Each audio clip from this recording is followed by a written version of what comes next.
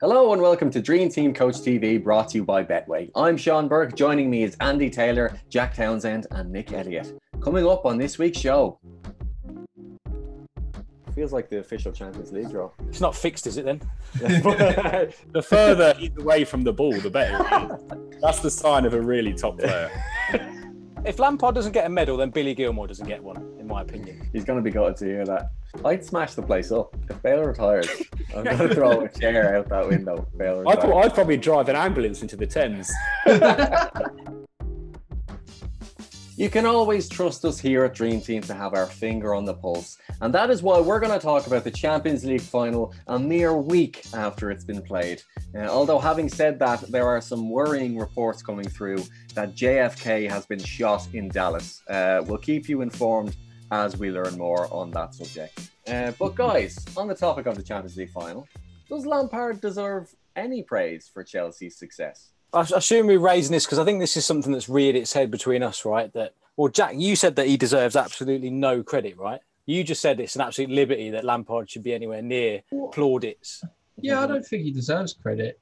Do you think so fair enough, if you think he deserves credit for them getting to the Champions League final and winning the Champions League, do you think he then deserves credit for them Chelsea getting fourth place? I don't know. But why are we applauding Billy Gilmour, who's played one game in the group stage? Who's applauding Billy Gilmour? Everyone. I'm seeing him on social media with medals. I'm seeing the young lad Andrew in as well. He's got a medal all over social media. They're still part of the team. That's the but key, Lampard's literally managed the entire group stage. But is he part of the club anymore? He deserves some credit. I can't believe you just. I mean, have you seen the group that they were in though? If you're talking about that doesn't make any sense. Yeah, well, you've got the team that finished 10th in the Russian Premier League. You've got the team that finished 6th in the French League, which we know is Farmers, and then Seville. In that case, why come Arsenal aren't there then? All the others aren't there this year. Spurs and all that lot. If it's that easy, because they were in the Europa League. Yeah.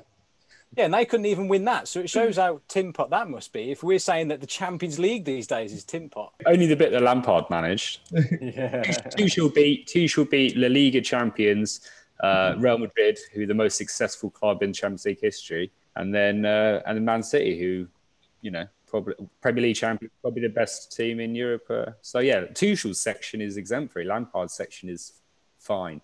Yeah, but I think Tuchel is an absolute legend, by the way. What he's done to that, the transformation he's made there is incredible.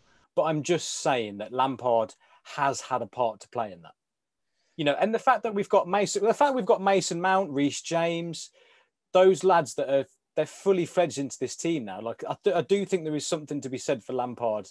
I think Lampard definitely gets credit for Mason Mount because he actually has nurtured him really well. Because it started at Derby, right, before everyone, before Premier League fans were even getting excited about him. And there was obviously a time when he was seen as like a teacher's pet, and was kind of somehow unfairly given minutes for England and Chelsea, which is just completely evaporated now because everyone's like, yeah, he's actually really good. And actually I agree, Lampard does deserve a lot of credit for his development. If Lampard doesn't get a medal, then Billy Gilmour doesn't get one, in my opinion. He's going to be gutted to hear that.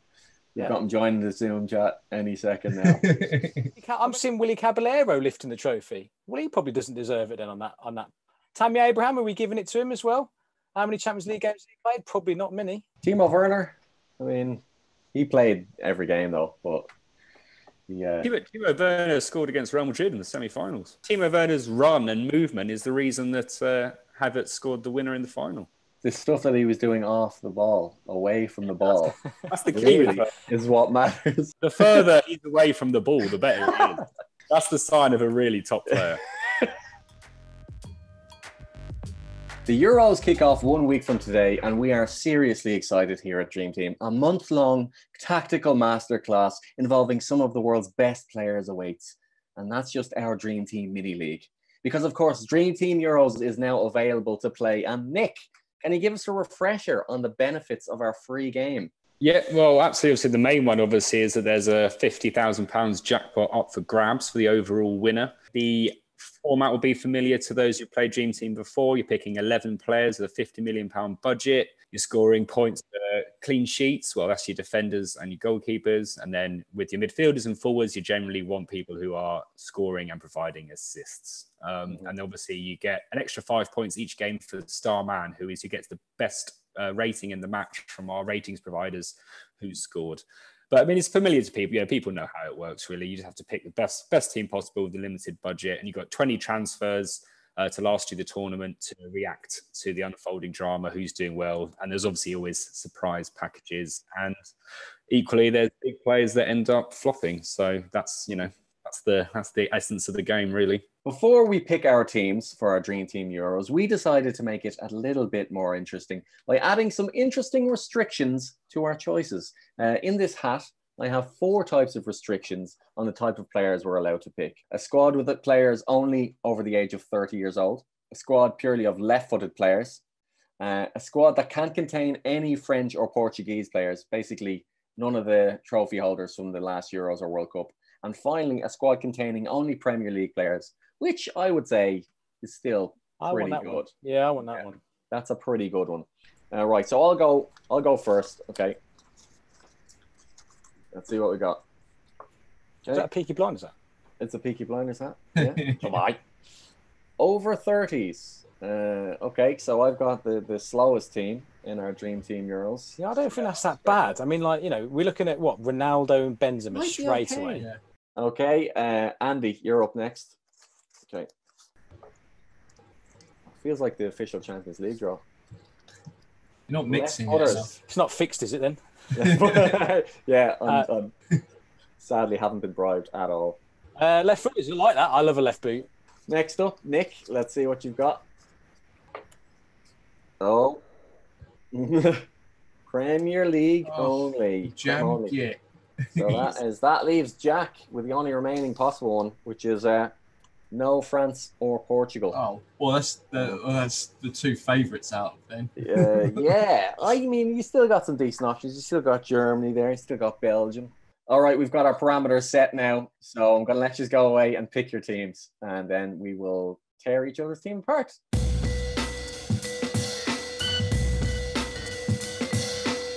So I've got the over 30s, which a few years ago probably would have been not ideal, but these days, I think it's still a pretty strong team possible. Pretty good, but too many Germans in there, I reckon. You think? This has made me realise that it's got quite an old squad, didn't they? Okay, so left boots only. Do you know what? I thought it was going to be hard. I don't mind it. Gone with that strong Italian themed back line. So you see the Dutch lad, Berghuis, is that what his name is? He used to play for Watford. So he's been on fire in the Dutch league. And Holland have got not the worst group in the world. Ukraine, Austria and North Macedonia in their group. So there's definitely points to be had there. Very lopsided team there, Andy. It'd be interesting to actually see that in practice now. All right, Jack, let's have a look at your team. I couldn't pick any Portuguese or French. The spine of my team is England. I think, in terms of strike forces, I think I'm quite confident with that front three. Kane, Lukaku, Lewandowski, just reeks of goals. Does Chilwell even play? I don't think he does play. I don't know. He's just won a Champions League final. I reckon he gets the nod over Shaw. Nah, not a chance. Luke Shaw, solid in defence. I don't think Southgate likes Chilwell's Barnet either, to be honest. Last but not least, Nick, let's have a look at this team. Fairly easy job, really. Premier League only. A lot of options. The only thing I would say actually is up top, a bit light of options up top, maybe. I mean, Harry Kane's the only one of the 5 or 6 Premier options who plays in the Premier League. So along with him, I've had to go with Jota and Werner. And as we've already discussed, Werner is, not very good actually when the ball's near him. Do you get points for off the ball stuff? Just looking hard off the ball. Should do. I'm going to try and add that in. Yeah. In goal, I wasn't really sure what to do in goal because actually Jasper Cillessen has been ruled out. So Tim Krul is going to be Holland's number 1 now, almost certainly. And he has technically just got promoted. So he is back in the Premier League. I like it. I don't know if you let me have that because does he count as a Championship or Premier League player? So yeah, I'm happy for you to have a Championship player going to become Premier League. If anything, it's giving yourself a harder challenge there. Well, then did you not fancy Pookie then? No, it's not. You know my strong feelings about some Pookie. Am I out the loop? What's the story with Bale? Is he definitely going then? Well, there's something quite interesting, isn't it? Because he was asked about his future, and he said he's not going to reveal his plans now because it would cause chaos. The two main things that people are speculating is he going to go to Barcelona? That would cause chaos. Or Arsenal? That would cause chaos. Or is he going to retire? Is he just going to go, I'm done? That's what I heard. Would that cause chaos? I don't think it would. I think it'd be quite a big, big story. What is he, 31, 32? I'd smash the place up. If Bale retires, I'm gonna lose it, man. I'm gonna throw a chair out that window. If Bale retires. I'd probably drive an ambulance into the Thames. He doesn't know the power he has. Okay. Yeah, but he could do a Michael Jordan. He could go play golf for a couple of years and then realise he's made a mistake and come back. Yeah. Star in Space Jam. Yeah. The football jam with Gareth Bale. We love making some bold predictions here on Dream Team, and the Euros is no exception. Another excuse to talk out of our arses. Oh, we're interested. Andy, I'm going to go straight to you to kick things off. Who's definitely not winning? Who's not going to win? Are you asking me for, because obviously if I just said Scotland, that's just a given, right? We're talking bold predictions. Obviously England, they're not going to win it. And I suppose that's got bold, right? Are they bookies' favourites, aren't they? I think actually now they've seen sense and finally France are favourites. Right, okay. But we're second and quite close, which I still think might be a bit punchy. I think Portugal. Yeah. Yeah. One step too far. I mean, they are, what are they, current champions, I just think Ronaldo obviously is a very, very good player, but it's more because he's getting less and less impactful. Maybe they'd perform better without him kind of vibe to it now, potentially. I know that's so harsh because he's scored so many goals, but I just think unless they start treating him more like a player that's not Ronaldo, every time they get it, it's like Ronaldo's, you've got to give it to him kind of feeling at the moment. I think Portugal are really strong. I'm going opposite to Andy. I'm thinking like definite semi-finals for them, I reckon. Yeah. Well, I'm just saying they're not going to win. So they can get to the final if they want to. yeah, fair enough. All right, Jack, who's not winning in your eyes? Well, everyone's going France to win, so I'm just going to go France not to win it. Okay, the pressure. You've got to have a reason. You just said the pressure, just because everyone's saying the opposite. Everyone's on it. I mean, I just don't know. The expectations there, isn't it? I'm probably being daft for suggesting they'll win it, but won't win it. But I don't know.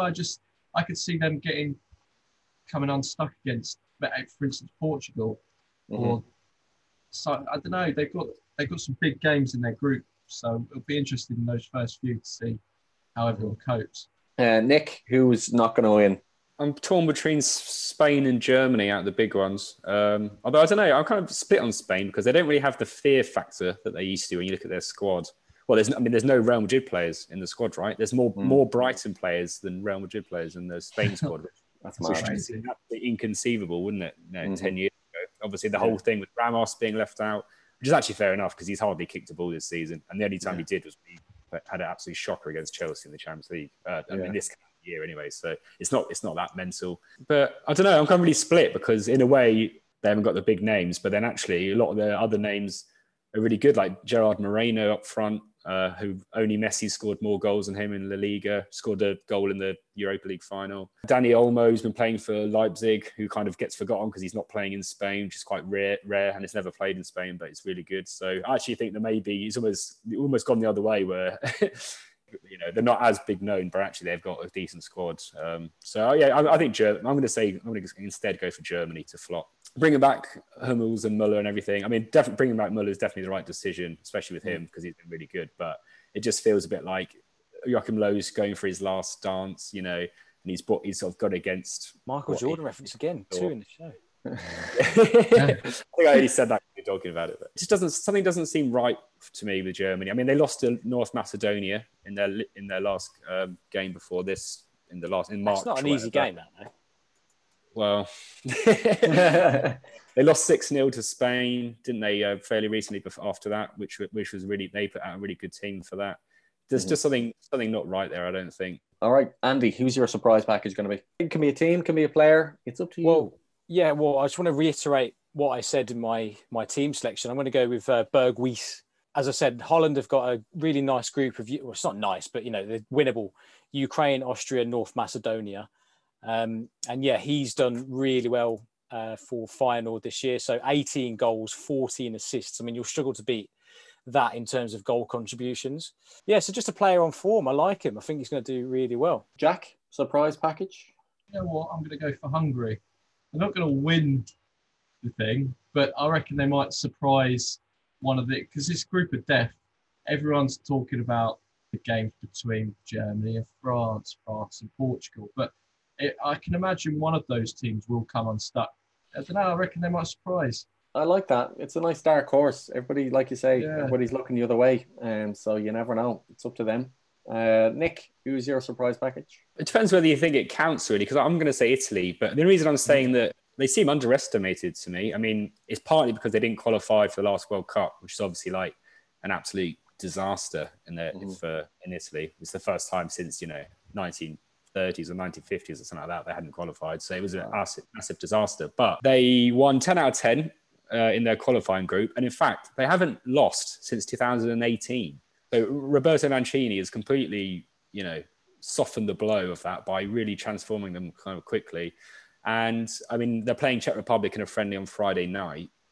If they win that, they're going to be going into the tournament with a 20-something undefeated streak, which you can't knock that. They've got, a host of talented midfielders. Obviously, we talked a bit about their defensive, it's just kind of in the Italian blood, isn't it, defending. And then up front, you've got Immobile, was one of the most prolific strikers in Europe. They kind of ticked all the boxes and all the positions to me. Finally, let's go. Andy, who's your pick to win? Ooh, and your golden boot while you're at it. Okay, so pick to win, I'm going to go the Germans. I'm going to go Germany. And my golden boot winner, I'm going to go Immobile. I think Italy will go far, and I think he's just an absolute goal machine. I'm hoping he's going to cash in on Wales particularly. Like Moby Dick. All right. Jack, who was your prediction to win and your prediction for golden boot? Oh, it's tough, isn't it? I don't really know. I mean, Nick made such a good case for Italy. I mean, I can't really look further than that after hearing all the evidence. But for a video entertainment, I'll go England. Come on, it's coming home. All right. And golden boot as well. Sound more convincing. Okay, yeah. If he's gonna fire, then they go hand in hand, do they? Yeah. That's coming home. That's the most nonchalant ever phrasing of that. Finally, Nick, who's going to win it and who's your golden boot pick? I mean, it's hardly a bold call, but yeah, I'll say France to win it. The golden boot, I'll go Lukaku, I think. Although that kind of depends whether De Bruyne is actually fit enough to be servicing him. But if he is with a mask on of some kind, then yeah, I'll say Lukaku. And one more reminder that Dream Team Euros is now available to play. It's the perfect fantasy football game to accompany this summer's tournament, not least because it's free to play and there's a £50,000 jackpot up for grabs. And just as I say that, Southgate has literally just announced his 26-man England squad as we're recording. And there were always going to be a few big names left out. James Ward-Prowse, maybe not the biggest name, but certainly the longest name. Any surprises there, guys? Mainly just the amount of right backs, I guess. So where are we losing out because we're taking so many right backs? Because it is silly, really. But then again, if we hadn't have taken Trent, he'd have been absolutely slagged off, wouldn't he? I suppose the thing is that with Harry Maguire question marks over his fitness, we've only got 4 specialist centre-backs, including Harry Maguire, right? So we're not that deep as centre-back. So you could have argued one and less... Cody can't play in a 4. Well, yeah. So you could have argued one less right back and then taken either Ben White or Ben Godfrey, I suppose. You could have done that. But I think the thinking is that Kyle Walker can play in a back 3 if needs be. So can Reece James, kind of. Trippier can play on either side because he was doing a bit of left back stuff, wasn't he, before Shaw kind of re-emerged. So I suppose the argument is that the right backs he has picked have got a bit of flexibility in them. Do you reckon Saka's done enough to get there? That's quite a big call. I had a little, I jotted down who I thought would miss out, and I thought he would miss out. So great to see him there. I just don't know whether he's done enough. I'm happy to see him there. I think that again, the other thing could be if we are playing 3 at the back, he could do left wing back. Like if we were chasing again, he could get rid of Chilwell and or Shaw and bring Saka on. Do you know what? I like it. I think it's a good squad. I like it. I'm excited. I'm excited about Jude Bellingham. Hope he starts. I hope Henderson's fit. I hope we can find a place for Declan Rice. I hope we can find a place for Foden, Grealish. We've got best striker in the world, Kane. We've got lads in defence that have literally just won a Champions League. You know, that's pretty incredible. I'm pretty excited to see Deliveroo up top. Yeah, I was about to say. The only centralised striker, yeah. Amazing.